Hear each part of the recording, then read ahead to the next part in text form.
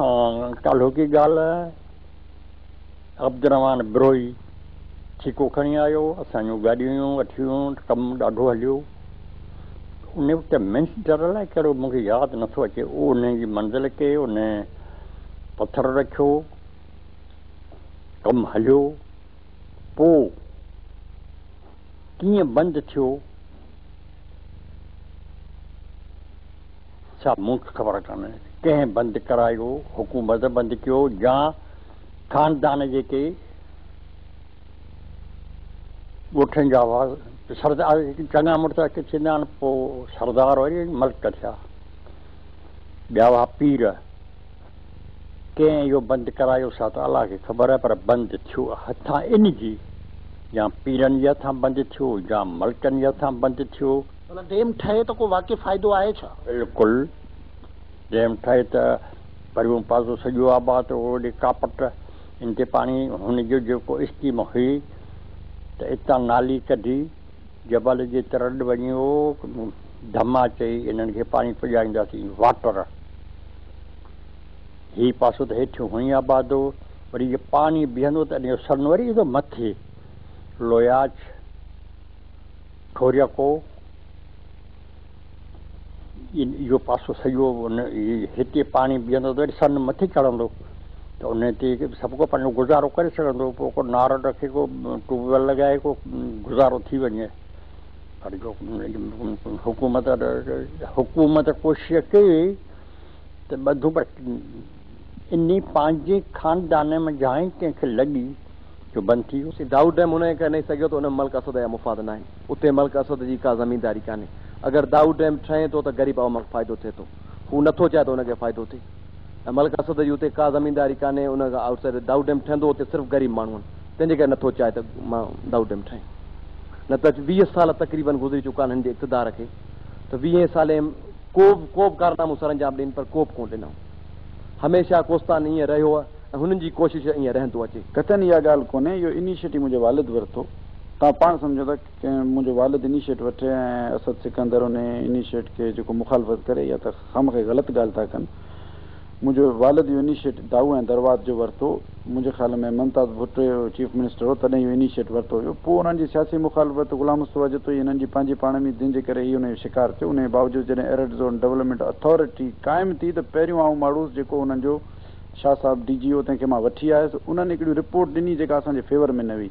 उन्हनि जो जेको पाणी स्टोर थींदो उहो लूण थी वेंदो, पर उन जे बावजूदि असां इन ॻाल्हि खे घटि कोन कयो आहे। उन वक़्त में ख़र्चु घटि अचे, हाणे त तमामु वॾो ख़र्चु ईंदो, या त हिनखे फेडरल गवर्नमेंट खणे, जीअं तव्हां सवेरो ॻाल्हि कई, वापदा जा का खणनि वॾा प्रोजेक्ट करे, या उन खां बावजूदि असां सिंध गवर्नमेंट मां हींअर बि उनखे मूव करे वेठो आहियां। जॾहिं खां नाज़िम थियो आहे, मूंखे 3 साल थी विया आहिनि, मां उनखे इनिशिएट कयो आहे। हाणे वञी सिंध गवर्नमेंट सर्वे लाइ राज़ी थी, जंहिंमें ACS कुझु सेक्रेटरीज़ 2-3 ॾींहंनि में ईंदा, जंहिंखे मां दाऊ ऐं दरवात जेको विज़िट कराईंदुसि। उन्हनि मूंसां कमिटमेंट कई जे फिज़िबल थियो त असां हिनखे खणंदासीं। दाऊ डैम हिकिड़ो पुराणो प्रोजेक्ट आहे उते, उन बाबति जॾहिं कोहिस्तान में घुमिजे थो त माण्हू या बार बार ॻाल्हि कनि था त उनखे रिवाइव करणु घुरिजे, उते पाणीअ जा कुझु ज़ख़ीरा नज़र बि अचनि था पिया।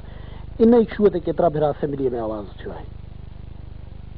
साईं, इन मामले ते असेंबली में आवाज़ वाक़ई न उथियो आहे, इहा हक़ीक़त आहे। बाक़ी दाऊ डैम जो साईं सवाल आहे त असीं ख़ुदि चाहियूं था, हिकु दाऊ डैम न, पर हिते तमामु वॾो इलाइक़ो आहे, काफ़ी वॾी एरिया ते इहो इलाइक़ो आहे। दादू ज़िलो जेकॾहिं तव्हां उन नक्शे खे ॾिसंदव त उन जा वॾो हिसो हिकु जेको आहे सो तालके थाणे बूला खां नज़र ईंदो।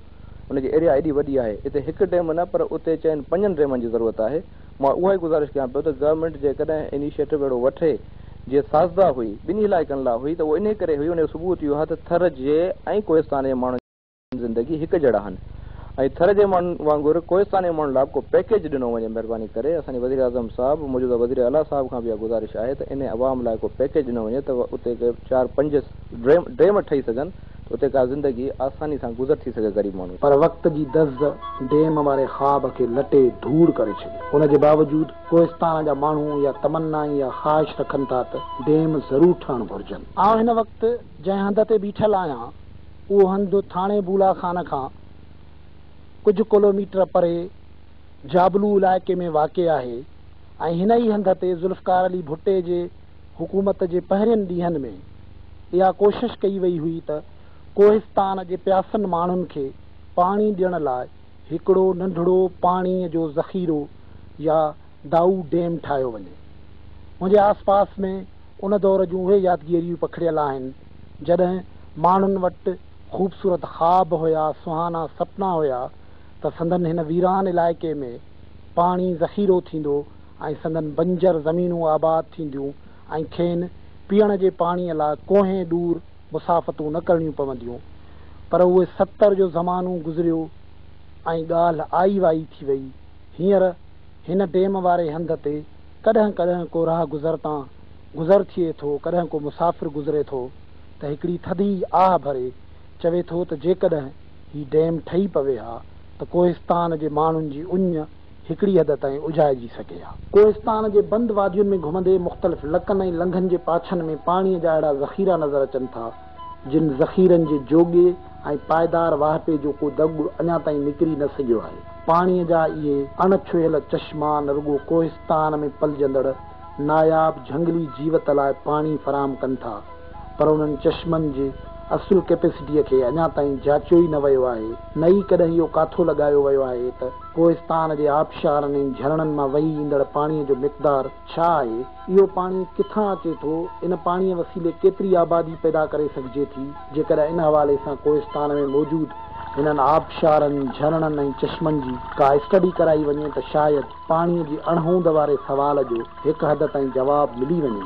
कोहिस्तान जे हिननि सफ़ेद, सुर्ख़ ऐं सियाह जबलनि जे चोटियुनि ऐं हंजुनि में मौजूदु सावक या चुगली हणंदी आहे त हिते पाणी मौजूदु आहे। पोइ इहो पाणी घर वारनि चश्मनि में हुजे जिते हसीन गुल, ख़ूबसूरत ॿूटा, झुकियल टारुनि वारा निमुनि जा वण, सदा सावा रहंदड़ ॿिया ॿूटा हुजनि या वरी उहो हंधु रुखो ढोरो हुजे जिते कांह काननि खां वठी केतिरा ई क़ीमती ॿूटा मौजूदु आहिनि। पुराणे जुग जा माण्हू ॿुधाइनि था त हिकिड़े ज़माने में सन्यासी ऐं हकीम टोला करे हिननि पहाड़नि में अची पड़ाव कंदा हुया, छाकाणि त ही पहाड़ केतिरियुनि नायाब जड़ी ऐं झंगली ॿूटियुनि जो वतन आहे। छिड़ विछड़ आबादीअ वारो कोहिस्तानी इलाइक़ो सुबुह तोड़े शाम जो पंहिंजा नवां मज़हर पसाए थो, जॾहिं शाम जा छांवरा रंगरती ॻाढ़ाण खणी सिज खे शफ़क़ जे शालुनि में वेढ़ीनि था त ही दर्दबंदीअ जो देस ॼण त शर्मीली कुंवार बणिजो पवे, पर ॾुकारनि सबबि माण्हू हिन दिलबर देस खे छॾीनि था।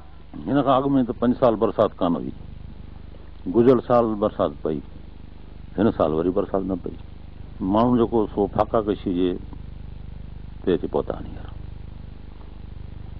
खाधे पीते जूं शयूं कोन्हनि, सॼो कोहिस्तान ॾाढो पराण थी आहे। हिन देश में राज ऐं सियासत ऐं तरक़ीअ जा कम कीअं हलनि था, मलक चंगेज़ इन मामले खे हीअं ॾिसे थो। बसि शुरू खां वठी हिकिड़ो सिस्टम, हिकिड़ो वॾेरा सिस्टम, हर इलाइक़े में 4 वॾेरा आहिनि, उहे हिन सां अटेजनि, उहे माण्हुनि खे उते दॿाए वेठा आहिनि। अहिड़ो इन हिसाब सां हर इलाइक़ो जीअं अरब खान आहे, सालिमन ब्राह्मणी उते वॾेरो आहे, उहो हुन सॼे करे वेठो आहे। अहिड़े हिसाब सां तोंग आहे, उते वॾेरो सिस्टम आहे, उते हुनखे दॿाए वेठा आहिनि। माण्हू ग़रीब माण्हू मांडे एतिरो किरायो न आहे त बुलाखान शहर ताईं पहुचनि।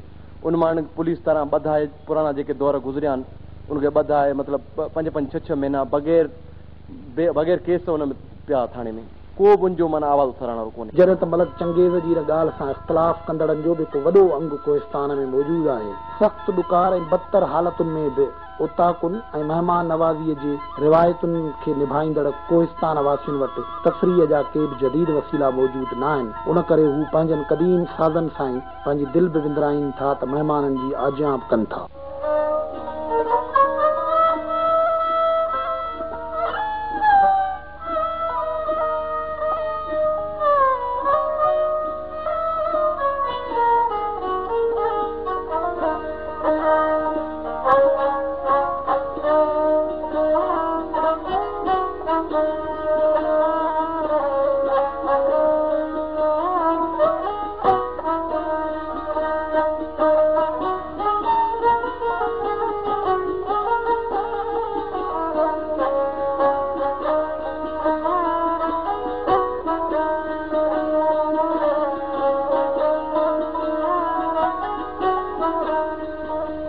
कोहिस्तान जा बि पंहिंजा लोकगीत, पंहिंजा आलाप ऐं पंहिंजा अंदाज़ आहिनि।